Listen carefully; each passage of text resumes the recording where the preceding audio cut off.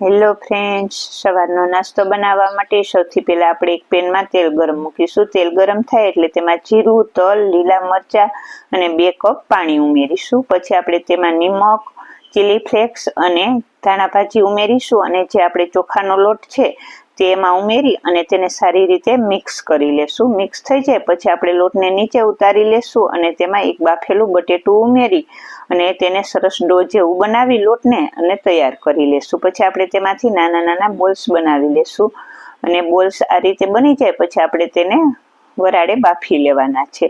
બફાઈ જાય પછી આપણે એક પેનમાં તેલ ગરમ મૂકીશું. તેલ ગરમ થાય એટલે તેમાં ચીલી ફ્લેક્સ અને ધાણા ભાજી ઉમેરી જે બોલ્સ બનાવેલા છે તે ઉમેરશું અને તેનો વઘાર કરીશું. તો તૈયાર થઈ ગયા છે મસ્ત મજાના બોલ્સ. ફૂલ વિડીયો જોવા માટે પેજને લાઈક કરો અને ચેનલને સબસ્ક્રાઈબ કરો. તો તૈયાર છે મસ્ત મજાના સવારના નાસ્તામાં લઈ શકીએ તેવા બોલ્સ.